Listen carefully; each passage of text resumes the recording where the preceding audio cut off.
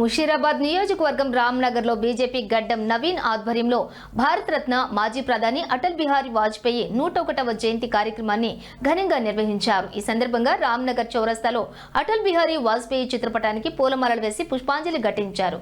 అనంతరం జీహెచ్ఎంసీ వర్కర్లకు పండ్లు పంపిణీ చేశారు।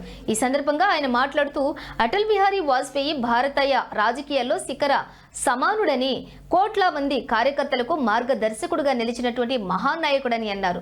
ప్రభుత్వ జవాబుదారీతనం, ప్రజలకు సమర్థవంతమైన సేవలే ఆయన పాలనకు ముద్రగా నిలిచాయని పేర్కొన్నారు। ఈ కార్యక్రమానికి స్థానిక కార్పొరేటర్ సుప్రియా నవీన్ గౌడ్, పలువురు బీజేపీ ప్రముఖులు, పార్టీ నాయకులు, కార్యకర్తలు పాల్గొన్నారు। వాజ్పేయి గారి అటల్ బిహారీ వాజ్పేయి గారి 101వ జయంతి సందర్భంగా ఈరోజు రామ్నగర్ డివిజన్లో ప్రతి సంవత్సరం లాగానే ఈ సంవత్సరం కూడా వేడుకలు జరుపుకోవడం జరిగింది। దీనికి ముఖ్య అతిథిగా ముషీరాబాద్ కార్పొరేటర్ సుప్రియ నవీన్ గౌడ్ గారు, మరియు అదేవిధంగా అచ్చనగర్ బస్తీ ప్రెసిడెంట్ బాబు గౌడ్ గారు, సీనియర్ నాయకులు కత్తి లక్ష్మీనారాయణ గారు, బాలకృష్ణ గారు, గంగులు గారు, బాలయ్య గారు, మళ్ళీ విజయ్ వెంకటేష్ గారు, మన